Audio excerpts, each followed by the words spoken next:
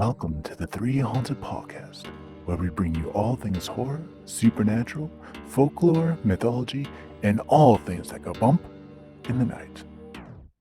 Hey, what's up, guys? I'm your co-host, Kevin, K-Daddy from Dirty South, the ATL, Hotlanta, Georgia. I'm a post-production master, filmmaker, and horror nerd. Hey guys, this is your co-host Ashley, Gorilla Girl filmmaker, lunar goddess, and cinephile. And I'm your co-host, John Thomas, ghost hunter, super smartass, and film lover extraordinaire. What's up, ghouls, gals, and all my horror lovers out there? In today's podcast, we're diving into the dark world of haunted objects. Can objects be haunted? Are those porcelain dolls' eyes really following you? Join us as we discuss this along with a very special returning guest. But first, a word from our sponsor. Cinematic, captivating, terrifying, and intense. Trap 2021 will return live May 21st through the 23rd. New categories, new prizes, and still no entry fee. Visit trapfilmfestival.com for more information.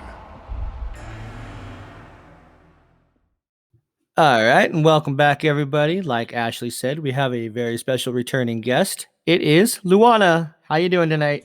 I'm doing good. Thanks for inviting me back. I appreciate it. Heck yeah, anything haunted, we have to bring you back. I love it. As you can tell, you're becoming like one of our favorite people to have on. We're just like, okay, so what topic should we talk about so that we could have her back on? I love that. There's so many topics to explore in the paranormal, so. Heck yeah. Today's topic is, haunted objects. And people hear that and they're just like, what does that even mean? Like, because we're not talking about haunted houses here. That's a completely different beast.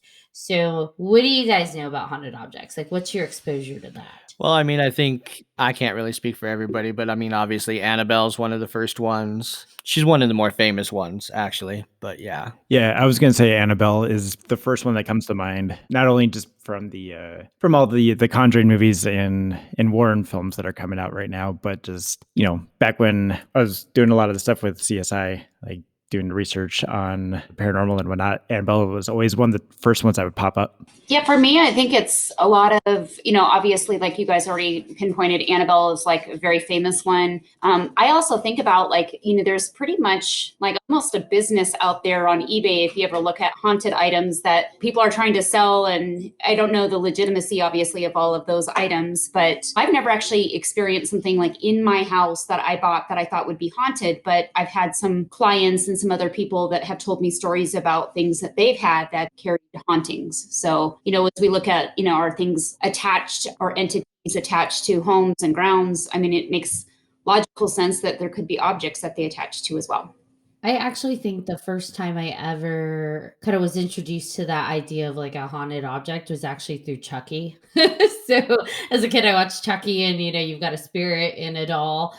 That was pretty interesting.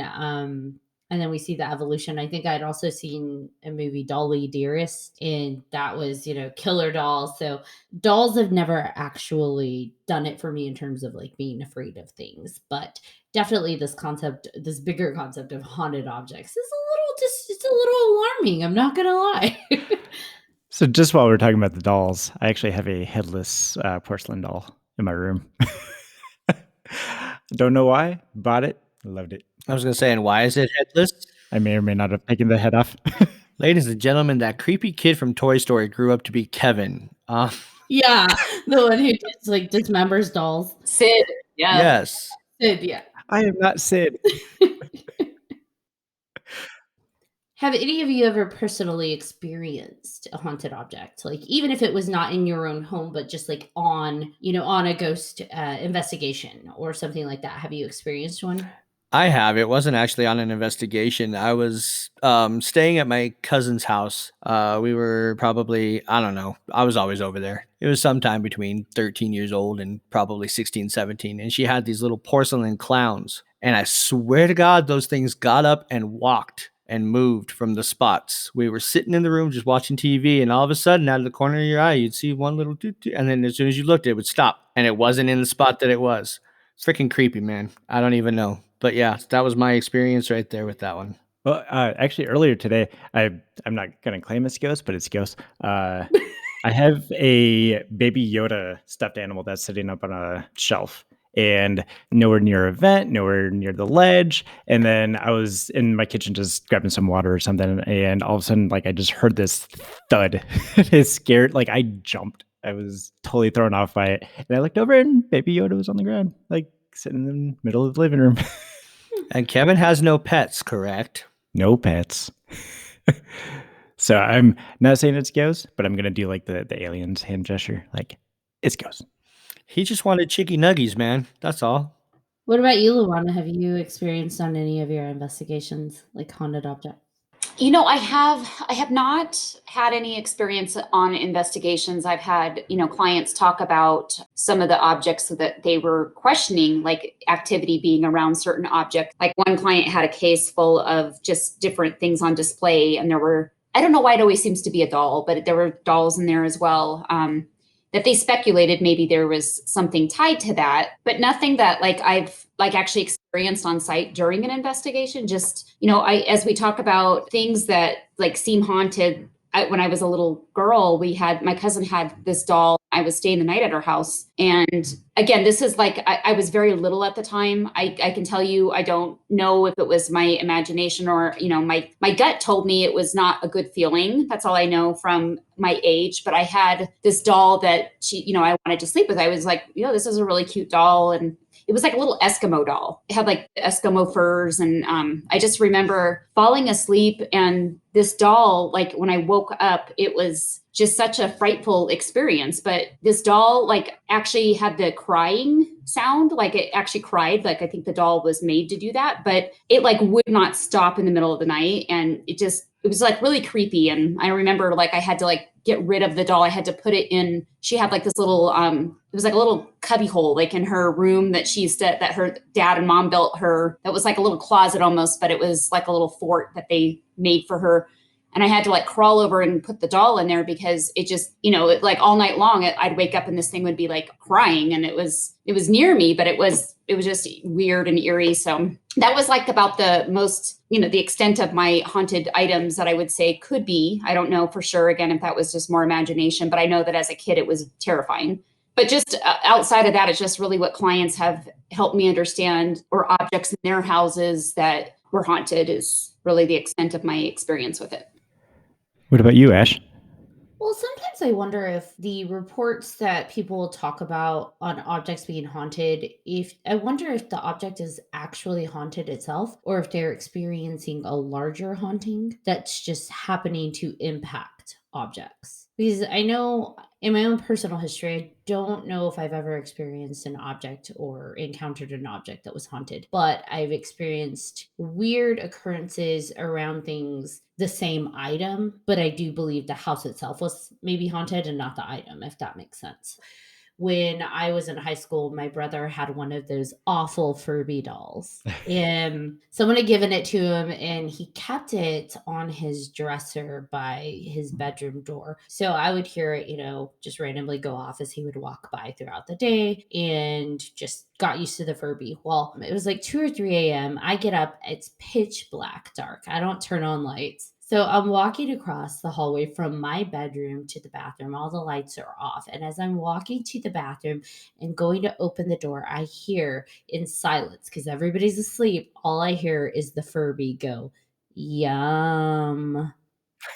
And I paused, and I was like, what is it eating? Like, what was that? Because for those Furbies, you have to stick your finger in its mouth to get it to say yum. So the fact that this thing just randomly said a yum very loudly, I'm like, huh. And so I went into the bathroom, closed the door, and on my way out, there was nothing. And so I'm like, okay, someone's not messing with me. It's not my brother messing with me. He's passed out because I can hear him asleep. So it's just that was a little odd. And that house had a larger scale of activity going on, but it was just kind of weird and random. And it became more and more consistent that it would just kind of randomly go off. In the night, I would hear in the middle of the night, it would say something random. And some people were like, well, maybe the batteries are going out. But his voice never changed. it would just, you'd hear him say, he liked to say yum a lot in the middle of the night. And again, I'm like, who's putting something in his mouth that he was saying yum? So I don't know. I do think that was less of a haunted object and more of like maybe a larger scale activity. But I don't know. Maybe the batteries were going down. Yeah, if you think about like even on investigations, we use a lot of trigger objects, and they have those little bears that have like the sound and the lights that we try to get a spirit activity to activate. And so when you start saying like maybe it is part of a larger haunting going on, like maybe that's the way, moving objects or getting somebody's attention is just a way that you can be heard or be noticed. And so maybe there is something to that where the doll that I had that cried, maybe, if there was any kind of haunting related to it, maybe it could have been spirit just kind of moving it around to like try to get my attention, something like that. Putting the finger in the Furby mouth, the ghost finger, the paranormal finger. Paranormal phalange. I don't know. I will say though, after Emma was born, my mom actually got secondhand, and I don't remember where she got it, but she got one of those Melissa and Doug pianos for little kids, and so they're like tiny, and it was an older one, and she had gotten it for the kiddos to use as they were getting older because it's for toddlers. And I know after we got that in our house, stuff just started to feel really off. And I would randomly hear like a door close or a door open. And then I'd look around and there's like, oh, the doors are exactly where they were. And I know just things felt energetically off, like the the vibe of your house, the room tone of your own home. And so when it shifts, it's like, something's not right here. Even Keith, who doesn't really ascribe to most of this, he was just like, I think that piano's haunted. And I was like, what?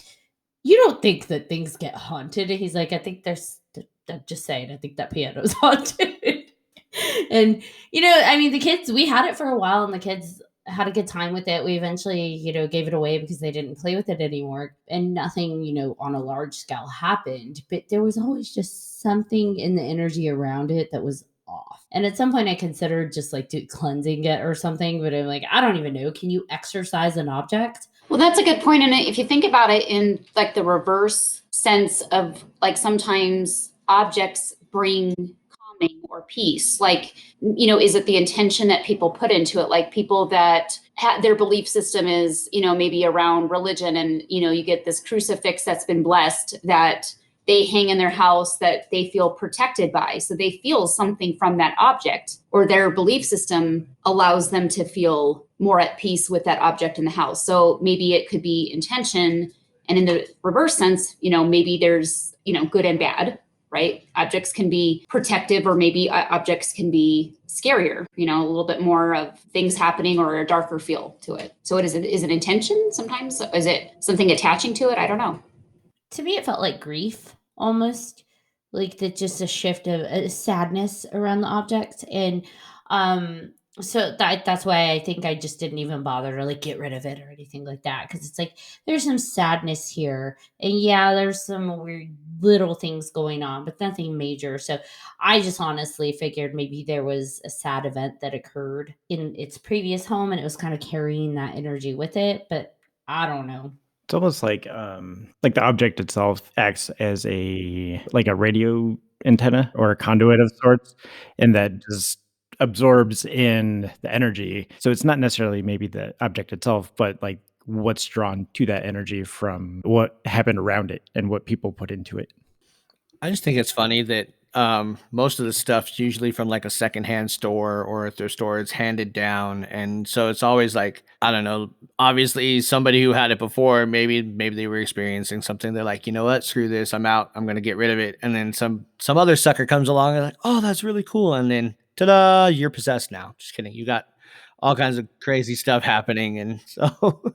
Yeah, and I think you kind of make me think of when you look at, because I'm a big geek when it comes to like quantum physics, right? And not to get off subject or anything, but when you start thinking about like quantum physics and you look at quantum entanglement and, things that are being energetically still connected, it makes sense to me where if there was maybe an object where somebody's energy, they were connected with that object, maybe that linkage, if you will. I don't know another word to talk about the connection, but maybe that linkage is not necessarily broken when they pass on. And so that's something I definitely feel is quite possible. You know that feeling that you get with nostalgia? Like it's almost like an electrifying feeling. Like just it's an overwhelming sense of Sentiment? yeah. And I wonder if that could play into a lot of like what you're talking about with Luana with the entanglement, where like maybe with some haunted objects, like saying this one object is haunted by this one specific spirit. I wonder if the energy of nostalgia or the energy of sentiment similar to what we've experienced with nostalgia is what could cause that object to carry said spirit.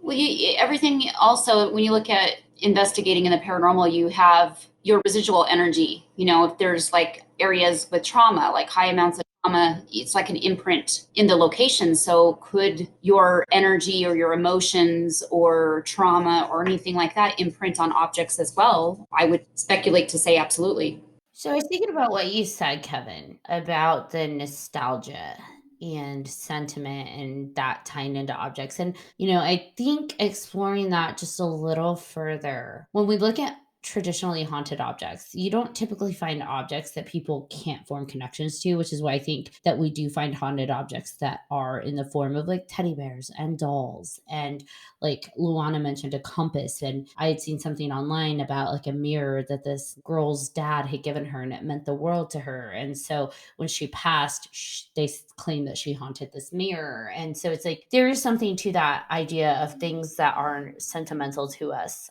are things that tend to be haunted. And the question that I push even further into that and I challenge into exploring that is why, the why behind that. Why sentimental objects? Why nostalgic? And at least what my mind comes up with is that, like, with the objects that are sentimental to us, we hold on to those, right? We hold them. Mhm. And they are almost a grounding object for us, right? We hold it when we're anxious, when we're sad, when we're depressed, when we're feeling a lot of intense emotions.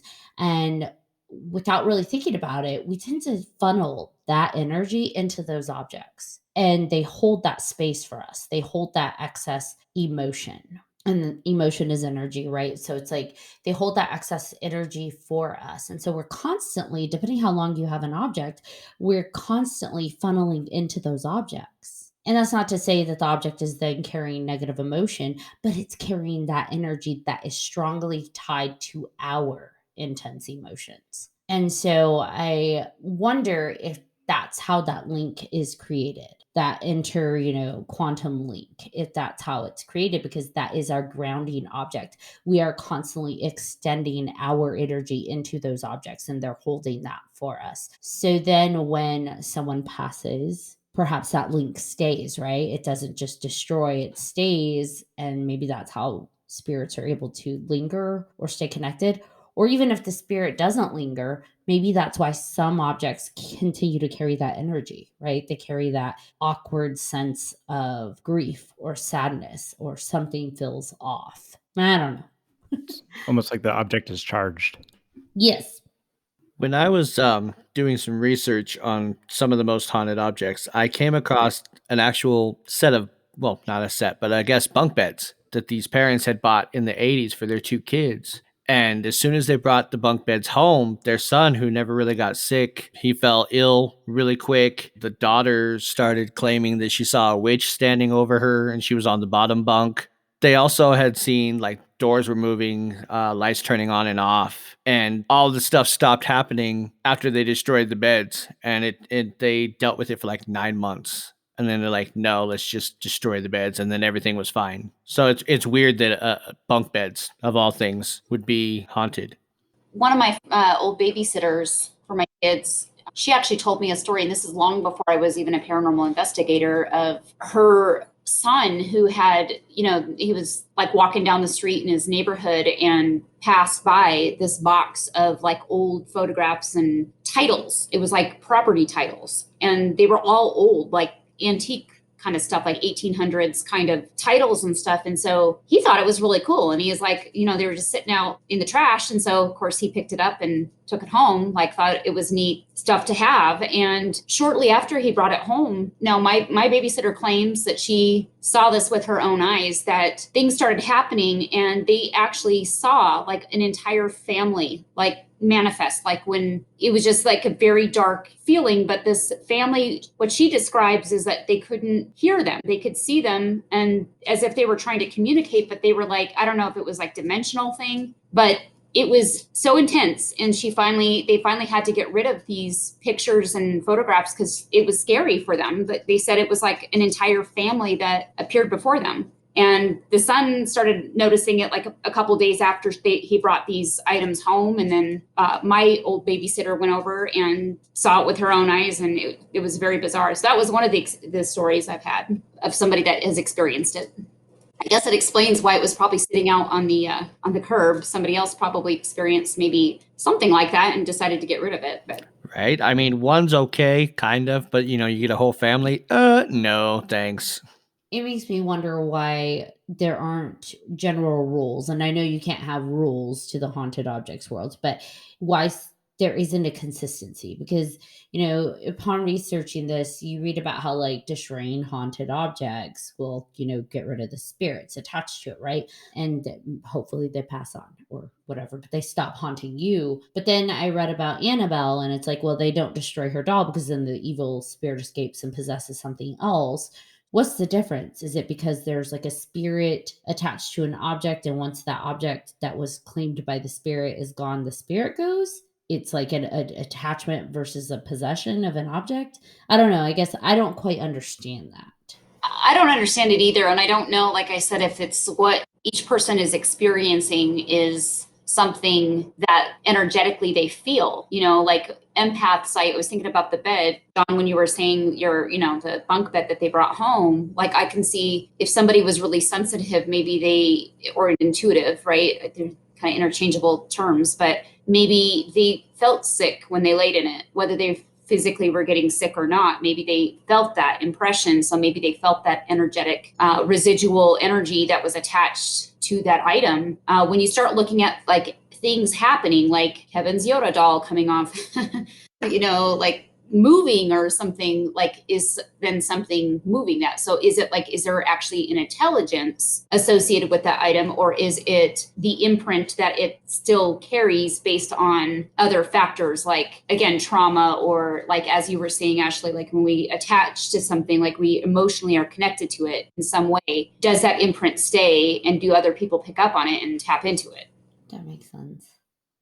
How do y'all feel about the monetization of haunted objects? Because there is a bit, like, I didn't realize it until I started researching this, but there's like a pretty big industry out there, or I should say a pretty big underground market for haunted objects. I mean, looking at even just Etsy alone, there's just listing after listing after listing of haunted objects.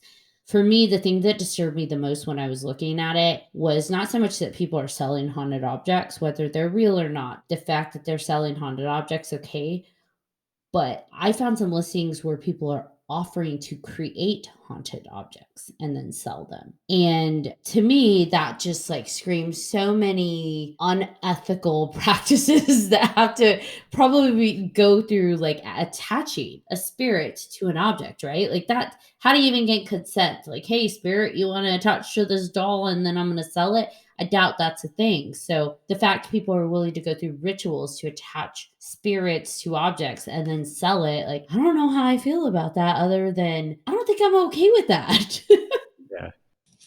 I would agree with you. And I think I take kind of more of a skeptical approach if I see like haunted objects being bid on for the highest bidder. To me, I just think like I'm with you ethically. It kind of raises some questions like, how did you come into possession of this? And, I just see it as a business, like besides there being possible, I'm not saying that they're not truly are haunted objects being sold. I just say, number one, my mind goes to, this is obviously a business and there's profit to be made. But also, I just think that like ethically, I just being an investigator, I always think about like what is attached to that and why, what do we want to know about that attachment? And I look at it as anything else. Like, I don't think that everything that interacts with me is stuck or like, sad or needs help. I think some are around they want to be. I think that they have more choices than we want to believe sometimes about the other side. Like, I don't know all that, but that's my feeling from investigating and from the different experiences I've had. So it leads me to wonder, like, I would want to know who this is or what this is, what kind of an attachment. And it makes me sometimes sad. Like, probably the empath in me is saying, like, I have compassion too for items, because it's like, I've always been very particular, even with the spirits that like surround me a lot. Like, I don't ever want them to feel like they're being used for profit or for personal gain in any way, even though they come through if I do events and I try to get people to experience the paranormal, it's like I've had to have that almost like that communication set up with them that I don't want them to ever feel like that. And so for me, it just kind of poses like an unethical perspective. And I know that it's a huge thing out there to collectors and stuff like that. But then there's also, we have to do our due diligence. If you know what you're doing or you're researching it in the paranormal, like, I believe there's like an ethical code that you should not just pass items on to the next person, but maybe, I don't know, try to do something for that object. It's almost like you're noveltizing like this being, like you're turning this, be it a conscious, intelligent being, be it a residual being, be it however you want to look at it. It's almost like you're taking their emotion or their energy and turning it into a novelty. If there's true intelligence behind it, like, that's kind of where I feel like ethically it might be wrong. Now, if it is truly just an imprint, then is it unethical? Maybe that's just something you want to get rid of, and you like, I got to get rid of it. I got to get it out of my house. Somebody else take it. I don't know. Well, I feel like no matter what somebody puts in a description or a listing or tells you, you don't know how that spirit actually became attached to that item. You don't know if, and I'm going to say this and it's going to sound like I'm being a smartass, but you don't know if that's ethically sourced. So did the spirit willingly attach to this object and, like you said, just wants to hang out and be around people? Or did something unwillingly get attached? Because even looking at one of these descriptions, they say what they supposedly made it with. And it's like one of the ingredients is listed as bone ash from people who died on a Tuesday. So we're desecrating bodies. That just automatically sounds like that's not a good thing. That's not consensual there. And so the spirit attached, they're like, it's a very kind spirit. And it's like, is that what you attached by desecrating human bodies and putting it into this ritual doll? Like, I don't know. But yeah, it's interesting that that's what's going on here. And then they say it was obtained by a shaman in Thailand. It's like, would a shaman really do that? I mean, face value, it sounds like metaphysical slavery at that point. Yeah. And shame on you if you're doing that. Yeah, shame. I don't want to get on my like a high horse or anything, but it's just, it's just gross. Yeah. And I mean, there's just listing after listing of, they call it active spirits attached to these vessels. And there's different objects, like you guys said, the dolls, mirrors, things like that. But I think the ones that really disturb me are the ones where they're actively attaching things to it, because there's a whole lot of ethics get called into that. And then, like I said, what's the difference? Is it a haunted object if it's a demon possessing it? Or is it a haunted object only if it's a spirit that was at some point human or not a demon attached to it? Because like they sell demon dolls on Etsy where they are attaching demons to dolls. And again, I circle back to people don't know what they're playing with. And apparently you can make $320 selling demon dolls on Etsy. Wow. Yeah, my neighbor had told me a story. She used to live right next door to the house I grew up in. And I think on previous shows, I've talked about some of the things that we experienced in our house. And, she's still somebody that I keep in contact with as an adult. She told me just a few years ago when I was talking to her, she was saying that, there's some things that happened in her house on that street as well. And that she had a lot of activity. And granted, our houses were built over some like coal mines. And so we always kind of chalk things up to, maybe that had something to do with some of the activities. And I didn't realize, like, you don't go door to door asking if people have activity typically. So you don't really know who in your neighborhood might have activity like you do. So that was something that I was like really intrigued to find out as an adult, because I never knew as a kid that she was also having experiences in her house.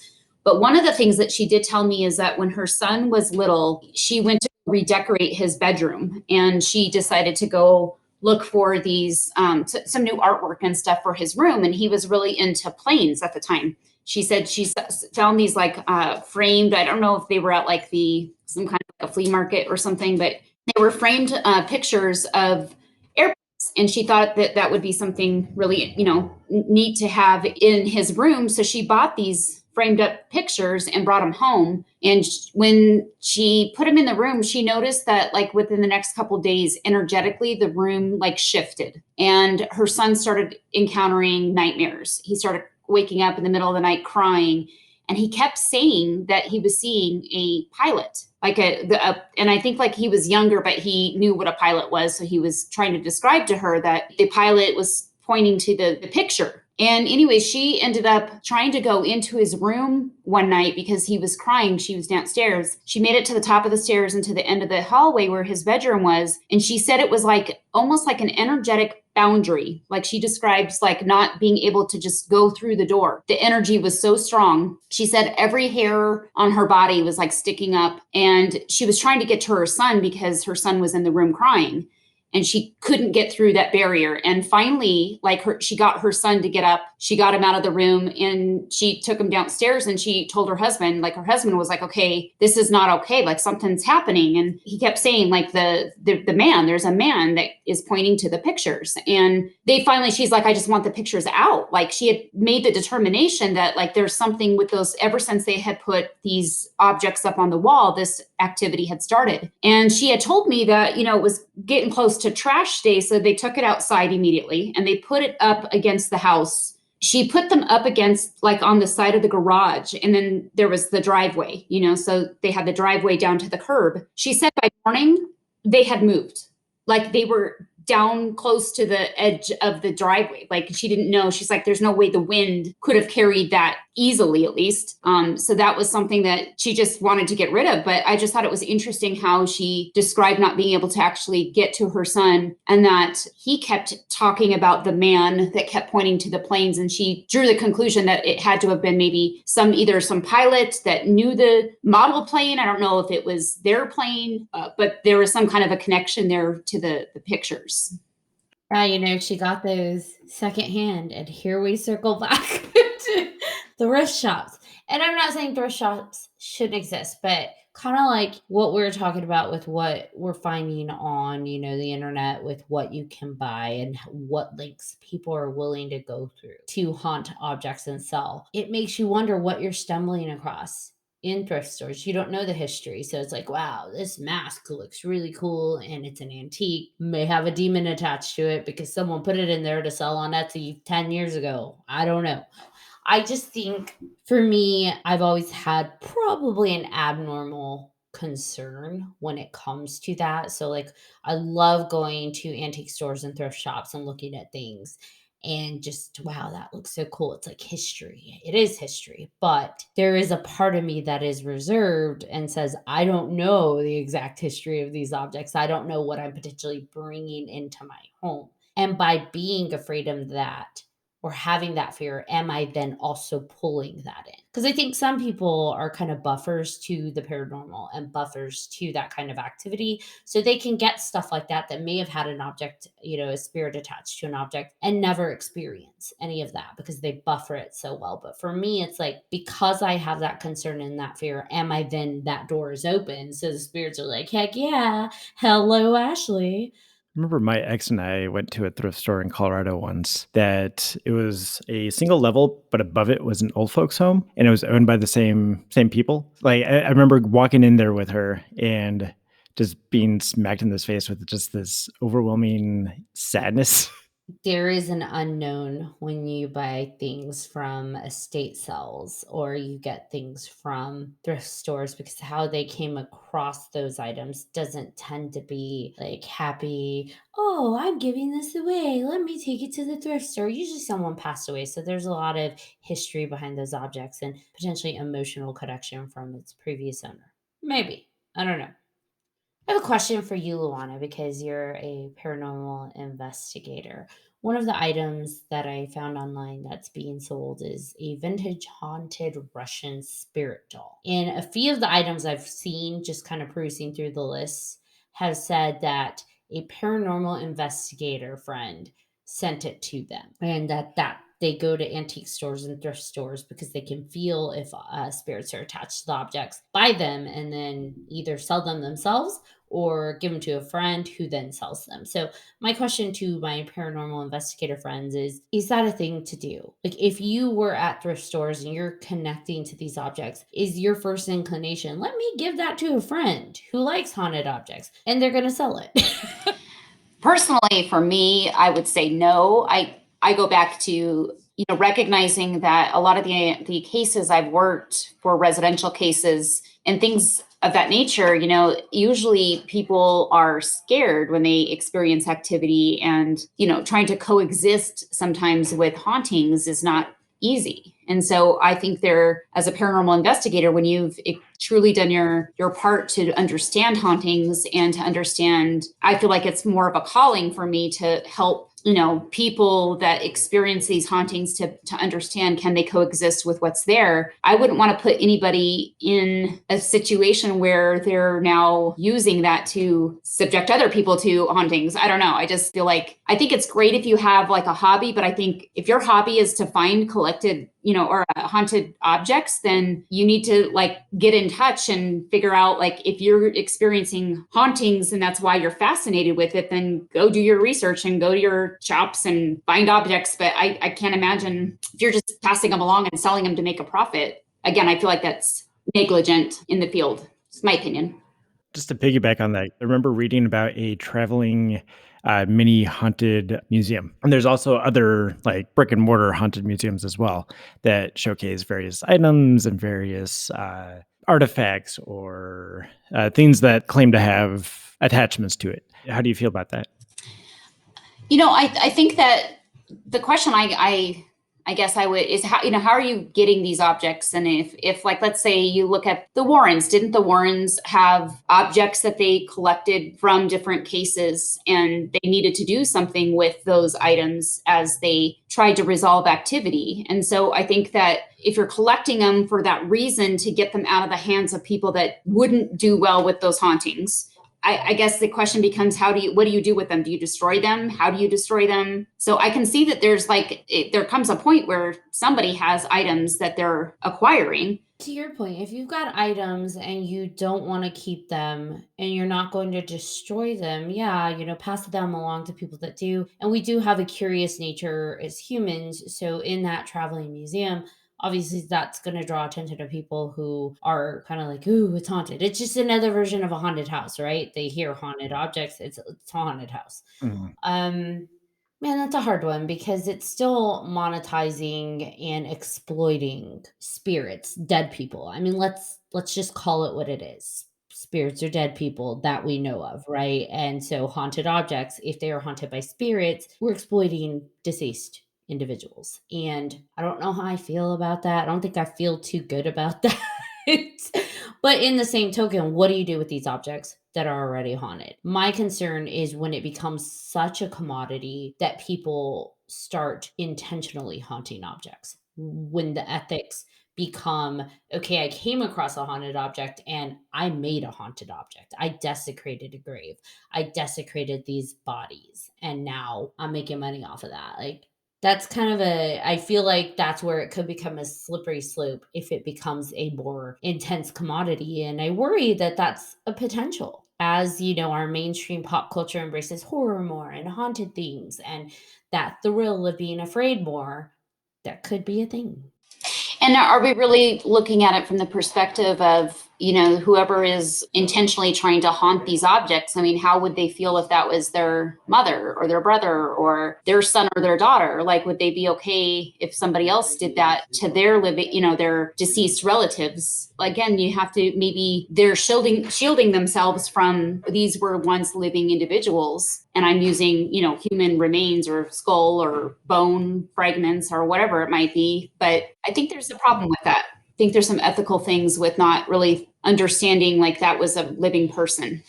Some of these items in their listings that I've seen, these very big items that are being circulated on the internet that I've been able to take a look at, they do mention, that they've used spirit boxes and pendulums to work with these. And a lot of them actually seem to use spirit boxes to talk to the spirits attached to them. And they encourage people that are buying them to use spirit boxes to continue communicating with these items. So to me, some of the listings do sound like they do genuinely care and have connected to these spirits. Why they're giving it away or selling it, I don't know. But I have read that it's like, oh, this spirit, Billie Jean, is very sweet and kind. And they give like a full history of them. And then they're like, but they really need a companion and someone who will give them attention. So I would recommend buying this if you plan to use a spirit box to talk to them and continue to give them attention. So I don't know if that's just a way to sell it to make it sound like they're carrying, if it's a selling point, but that was interesting. One, because after talking to you guys, the fact that I even know what a spirit box is, that's just exciting. I was like, oh, I know that. I know that word. But two, it does seem, and again, grain of salt, not sure if it's just bullshit that they made up, but it does seem like some of these people that are selling it have at least invested in trying to figure out who it is associated with these objects. That's interesting. I mean, because there's a lot of perspectives too with the spirit box and using spirit box. Some of the other shows I've been on, we've had conversation about, like, when you look at, Ouija boards and using a Ouija board. I mean, because I kind of look at them almost the same, where your intention to communicate with spirit is using a Ouija board versus your spirit box. And so, you're not using your body to have the spirit come through and communicate, where in the case of like the Ouija board, where, your spirit box is also, though, like a beacon is calling out. So it kind of, again, like, do people understand that when they get into using the tools? Like, do they, if they just read, okay, I got to get a spirit box, hopefully they know what they're doing. Because like there's caution that I also have with people. Like, I don't really turn mine on in my house. Like, it's just not something I invite into my personal space. I reserve that for my investigations. And when I'm in locations where I know that the client is saying this is active and I need help, and I turn it on so that I can hear whatever's there and try to work to resolve that. But I kind of also think people should hopefully educate themselves on what they're actually doing with those tools before they just turn them on and use them. I've always said it's like a hammer. You don't just go around swinging a hammer because you're just going to punch holes in the wall, and got to use tools right.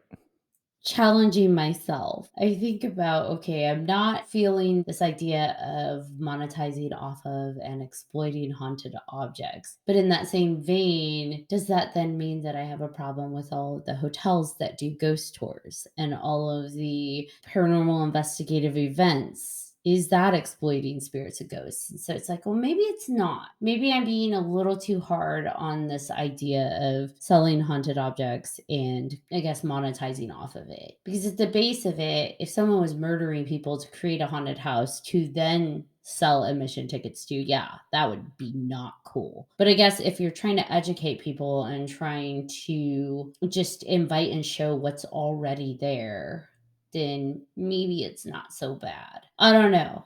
My mind is just trying to figure it all out, because it's just not, it's not a traditional world, right? It's not like we go day to day, like, oh, here's a haunted coffee pot. I don't know. And I think that's a good point, because, as I think about like the events I conduct, I think that where I would hope I haven't looked into a lot of the hauntings items that are being sold, but like, I would just hope that there's a little bit more, like, I don't know, like, if you're buying it, I would hope that you're familiar with hauntings and how to handle them, right? But I think that's the other thing that we try to educate at our events, is making sure that people understand, what are you dealing with hauntings, we always do like an education, like presentation first, like to educate them on, what spirit activity we're encountering, what we know about the spirit activity through the research that we've done, kind of almost like even educating them on their likes and their dislikes.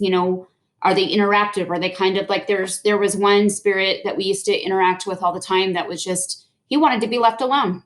And so in the event, I would always say, like, he's not real interactive and he likes his space. Like, we want to respect that. As we start doing, as I look into people selling them, I would just hope that they do their due diligence.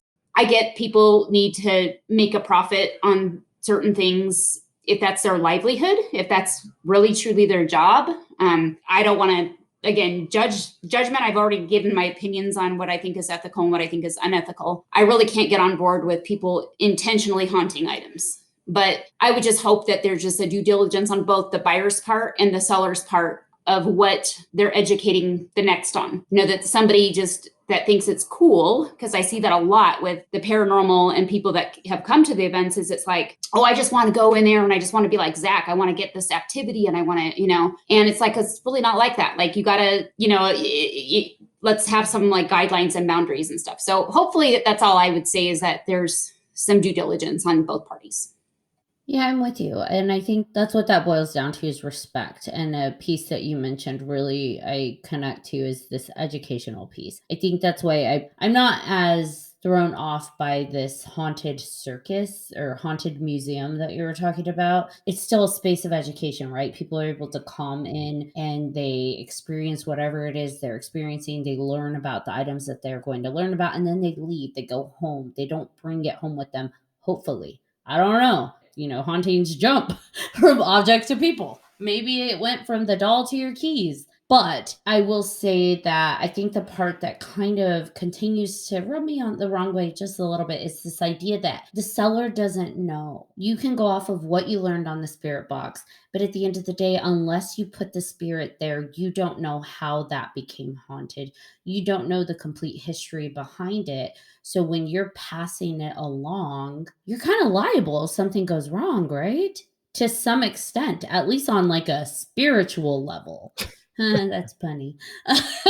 Like, what you passed on, if something goes wrong or something happens, you pass that on and sold it. And when you sell something, you're kind of taking partial responsibility for what you're passing along, right? So it's like you sold this item to somebody, so if something happens and you knew it was haunted, like, that's partially on you, at least in my opinion, but also on the buyer, because when you're buying things, you don't know how it got haunted. You don't know the full story behind it. And like you said, a lot of people just want the thrill of having a haunted object. I think it's cool because scary is in right now, supernatural is in, and man, you don't know what you're allowing into your home when you, other than like a description, a 4-word description that says, this is a nice little 9-year-old kid who really just wants a friend to play with. Like, what was Annabelle disguising as? Yeah. And then, I guess I'm kind of like probably more emotionally charged with that concept, just because usually the people they call when they start experiencing hauntings, I get to go in and like try to sort through it and be like, what were you thinking? Or, I'm sorry, did you do any research? What were you thinking? What were you thinking? Why did you buy this off of Etsy? John's just shaking his head. When you were talking about, challenging yourself with, it is education, and it is like if you look at the museum and stuff, I mean, think about that though. Think about like going to the museum and seeing somebody mummified, remember the King Tut whole exhibit when I was a kid that came to Colorado, and, we're paying money to go see this history because it's fascinating to us, and hopefully whatever's mummified stays there as well. But, it is again, an educational thing. So I think in society, if I look at it from that perspective, we do that. We're fascinated by history. So I think we're definitely fascinated by the things we don't understand or can't explain. In general, throughout the world and over, thousands and thousands of years, people have been obsessed with what happens to us after we die. So it's only natural that we then want to connect maybe to these haunted objects to figure out what is there. Because it's this idea and this validation that if this object is haunted by a spirit, that means that our spirit doesn't die. It doesn't just disappear. when we go. So I understand this idea, at least from that perspective of maybe having a curiosity of haunted objects. I like my haunted objects to be ethically sourced. I mean, I guess it depends what I'm utilizing it for, because apparently some of these are promising like money and prosperity. So I doubt that's ethically sourced. Hey, now you got a point though. If I buy that and prosperity doesn't flow to me, are they liable? Refund. No returns, no exchanges, no refunds. Itty bitty fine print. Realistically, we've talked about Annabelle, and Annabelle's supposed to be possessed by a demon. So if we were going on Etsy and people were selling demon dolls, like essentially we're talking about people who are trying to make Annabelles, many, many, many Annabelles, and sell them out. And does that not concern anybody? Lots of Annabelles just running around the world. And I think that, with that, you start looking at some of the television shows that have really brought to light, like, oh, this is a demonic entity. This is dark stuff. And, people are fascinated by that. But I went to a lecture one time with a guy that was actually a demonologist. I don't know, John, if you were with me at that seminar. It is truly like I've had people in the field say like they're demonologists, and unless you really truly understand what a demonologist does in like at least the Catholic religion, that's not something you just sign up and do. Like it is a lengthy, involved process to become a true demonologist. And so I'm very skeptical when people are like, oh yeah, I'm a demonologist, or I do this demonologist stuff. People act like it's something common, and it's really not. And it's something that I would never want to mess around with if that truly is, true demon activity. You don't mess around with that stuff. It's not just like you go in and you cleanse your house and you're good. You know what I mean? Like probably going on a tangent, but I'm just saying that I think it's really I think it's really negligent to be putting advertising like little demon dolls. I don't know. Yeah, I'm with you. I say Kevin buys one. I'll buy the love spell. How about that? I'll backtrack a little bit. Yeah. He's like, on second thought, I will do the love spell. Too late. I already did it. You suck. Ha. It hasn't worked, by the way. So Well, and to your point, Luana, with the demon dolls and demonology, like people that are doing this, like you said, are not likely going through the full process of what it entails. If one can even fully know the demon world, the demonic, right? But most people, get their hands on like the keys of Solomon, think that they can do some of these rituals, put them in a person, a child, an object, and they're good. First of all, probably not going to work out well for the practitioner, but let's say you successfully do that, you really don't know what you're playing with, the full extent and the rules and the boundaries, because at the end of the day, there probably are no rules. People construct rules. Well, demons can't do this and they won't be able to do that. Like, how do you know that? Because you watched Annabelle? Yeah, I think it's again, when I say due diligence, I think it's like people should really understand what they're getting into. If they are okay with, do your education, do your research, and look up what a true demonologist. There's information out there, but like, when you have a demonologist that's telling you part of my role in that process is to just stay on one arm of a 10-year-old girl who has more power. We have 3 grown adults trying to hold this person down while they're doing an exorcism, which is not something that you just do like that. You know what I mean? It's not like you just go around, performing exorcisms, but this can be a multiple, like the long hours that you're doing this. And if your job is just to even hold one arm because of the strength of that demon that has possessed that person, I think that you should just be educated to know, like, if you're messing around with that kind of stuff, that you're okay with it. Like you're okay with it and finding the right resources when you need help. Because paranormal investigators, if I hear like, hey, I think I have demon activity, I'm not qualified. I'll tell them that I'm not qualified to come in and try to communicate with that. I want no part in that. If it's truly spirit activity, there's a difference, and I think I can help in that. But that's a whole other world when you start looking at demonology. Because most people have never experienced a demon head-on or a ghost head-on. When they experience any kind of activity in their home, wouldn't they just naturally associate it with ghosts? So how do you determine whether it's like demonic or ghost without actually going to the house in advance? Yeah, I'm looking at like, what is it doing? Is it like, for example, mimicking? If it's mimicking your kid, that typically, in my opinion, is not truly like usually what spirit activity will do. So when it gets into mimicking, when it gets into certain smells, foul smells, or the behavior of somebody in the house is really not themselves, like they have not been themselves. If it's like early stages of what we would call oppression, that's kind of where I would say, okay, I don't believe that's spirit activity. So I kind of like always interview people when they claim that there's like demonic activity. I'll always ask them like, what are the things that are happening? Are there any smells? Are there, any odd behavior, so that I can kind of try to decipher if I'm thinking it's something that is spirit was human or if it was non-human. How would we determine, since we know that let's classify it, right? So we're going to classify there's objects that are haunted, which are spirits that are attached to objects. But then there are objects that are possessed, which spirits shouldn't be able to do. So that would be more on like the demonic end, right? So how would we then know which is which? That's a really good question. And that's something that I think would be really difficult to determine. Like if things are just moving in your house, can you say, okay, that's some kind of activity? I don't know if that's demonic activity. I don't know if it's spirit activity. I kind of go back to like, even though I know that there was a lot of Hollywoodized parts of the movie, like The Conjuring, part of what they also experienced were smells, or, have you been physically attacked? Like, is there something like physical that has happened? Because like having done some podcasts with Andrea Perrin, who was actually one of the girls that grew up in the Conjuring home, she was saying that there were things too that like physically what was happening to people in her house with that activity. So maybe spirits will touch you or things like that when it starts getting into really violent activities that are happening. You're being thrown down a hallway. I'm going to venture to say that's probably not spirit activity. That's probably demonic activity. The strength that entity has is probably going to be that much more powerful when you're working with demons. But again, until you get in and start really know what you're working with, it's a risk that, investigators have when they investigate. That's why we try to do our best to really screen and get the right resources involved. And I always struggled with finding qualified demonologists like in Colorado that I could dispatch to those cases. I had one resource that, was pretty experienced that I would go to that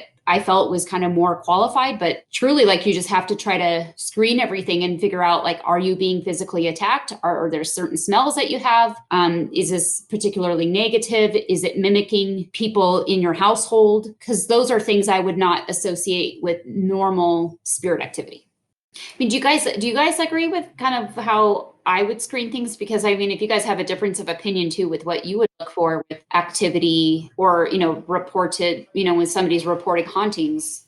No, I definitely agree with everything that you said. That's how I would do it. Absolutely. I mean, it's just like really any other field. Like if you go to a doctor because you're experiencing certain symptoms and they start realizing that there's more than, say, a general practitioner could work, they're going to hand you off to like a cardiologist or a urologist or whatever. Somebody that's more specialized in certain areas that they may not have the expertise to work with. So no, I would agree with you. I'm not a paranormal investigator, but it sounds logical to me. Like that all makes sense. We're going to make you one, Ashley. Haha. No, thank you. Are there any other cases or things that you read about, John, that kind of stuck out to you or were interesting to you? There's the eBay haunted painting What's that? that came up. So in 2000, some guy bought a painting called The Hands Resist Him, and the painting features a boy and like a creepy doll standing in front of a glass door. It was painted in 1972 and bought by a Hollywood actor back then, and then years later it was bought by a California couple on eBay, and it came with a warning that said that the people that had it before would see like the boy come out of the painting and walk around the house or the room, wherever it was. Kids that would look at it would run screaming from the room just because they were all freaked out by it. Some people had said that they felt like a burst of hot air, as if they had opened an oven when they looked at it. One of them, a different person, had claimed that they were trying to print like a picture of the actual painting and their printer wouldn't work, but it printed out anything else that they wanted to print. So I thought that was interesting.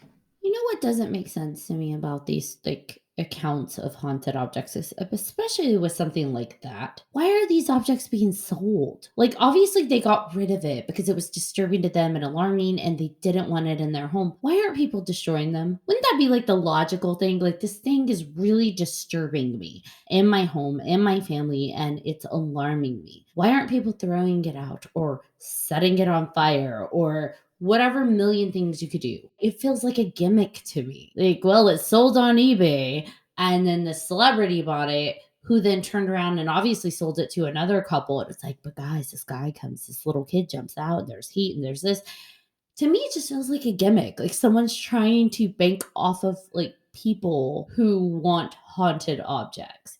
Just thinking about human nature, when things scare us, we want to destroy it. When things are uncomfortable for us, we want to get rid of it. Not like turn around and say, hey, I'm going to hold on to this and sell it. And I don't know. My brain just doesn't quite compute that is really the reaction that people have.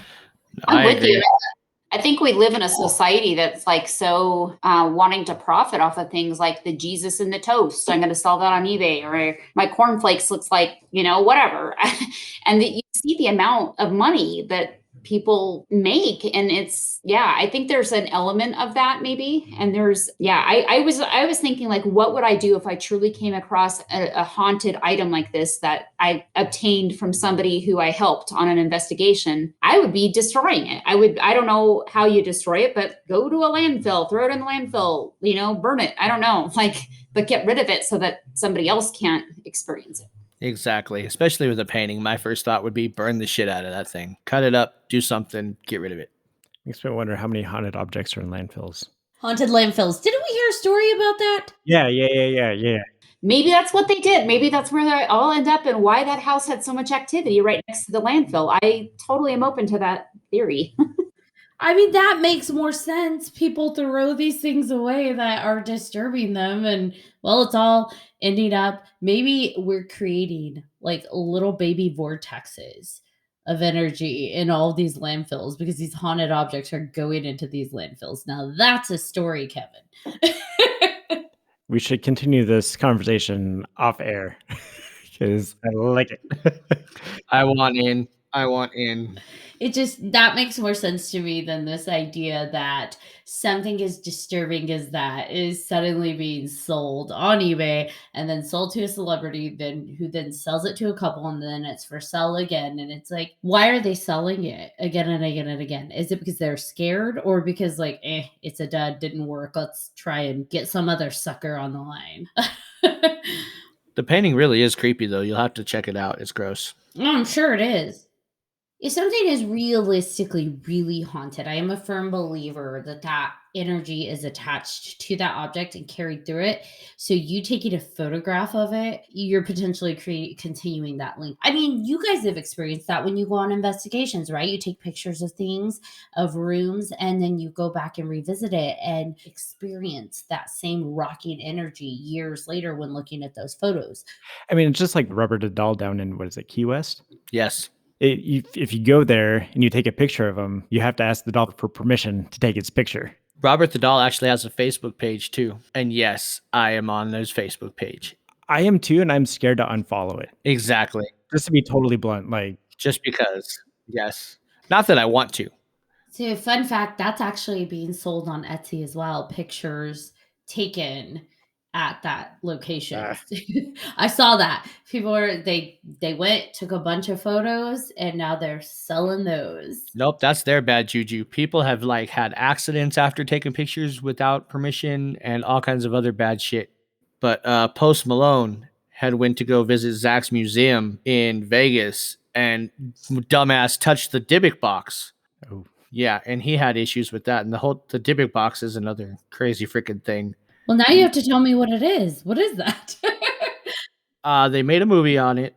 called The Possession, which was kind of creepy. But it was back in 2001. An antique buyer, he went to an estate sale. It was this 103-year-old woman's belongings. Obviously, she had passed away. She was one of the only ones in her family to survive the Nazi concentration camps during World War II. She immigrated to the U.S. She had just the Dybbuk box, well, the wine cabinet basically is what it was, and 2 other items. That's all she brought with her. And then when she died, her granddaughter obviously was doing the estate sale. This antique buyer just happened to come by, and he was asking the granddaughter about the box and everything. She had said that it was part of her family forever, blah, blah, blah. So he wanted to buy it. Then he kind of felt bad for it at first. He's like, well, since it's your grandmother's, do you really want to sell this? And she's like, no.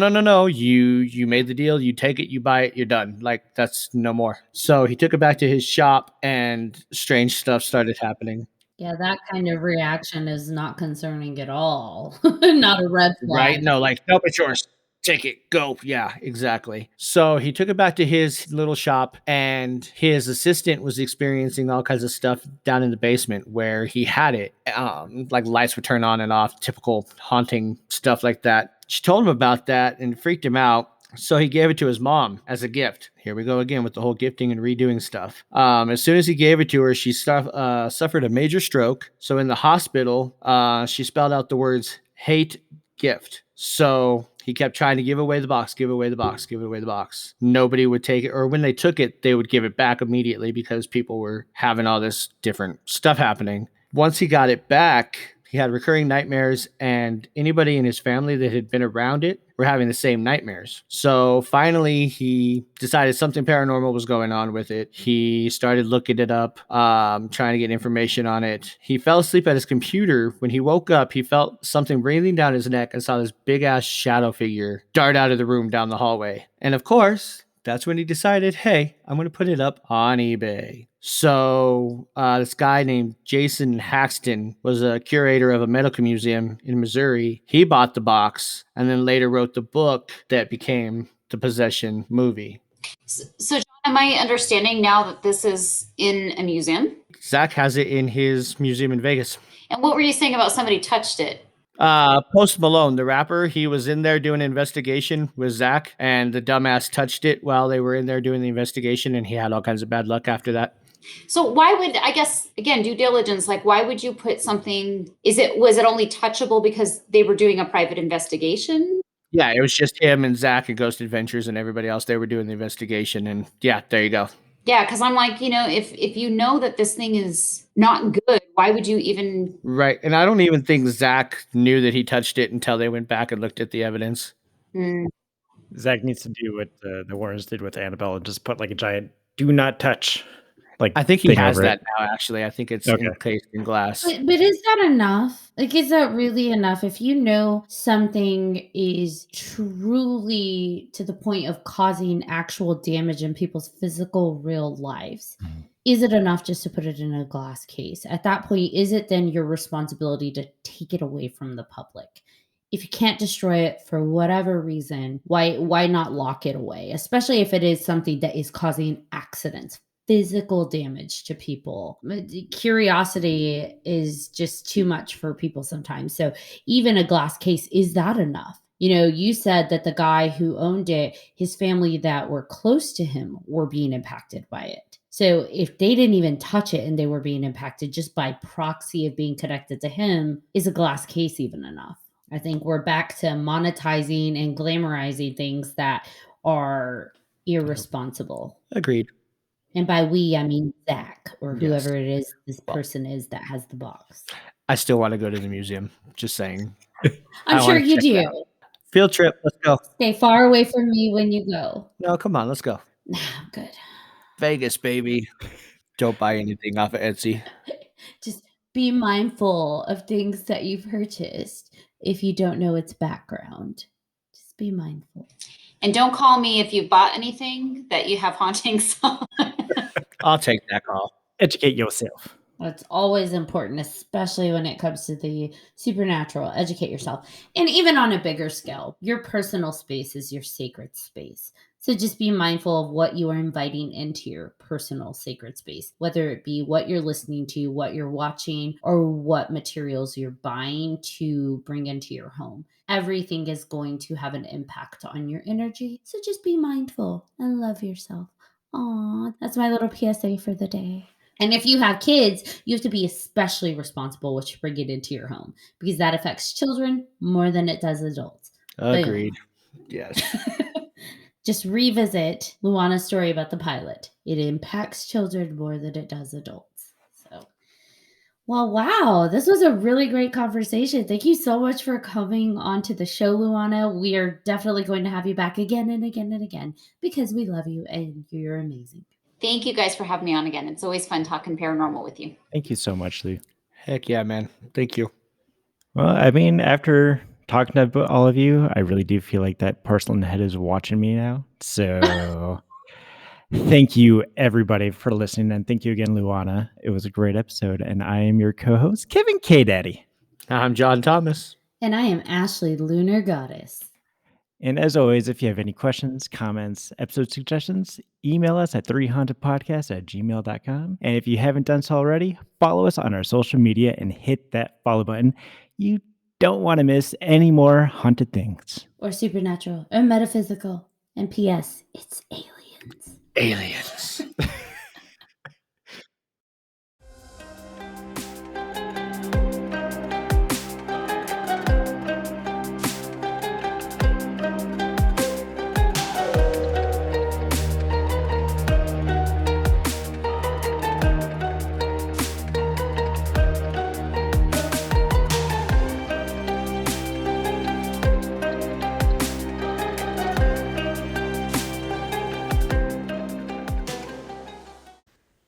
Are you looking for more awesome podcasts? Head on over to withoutyourhead.com for access to the Without Your Head podcast network, where you'll find a variety of podcasts sure to keep you entertained and coming back for more.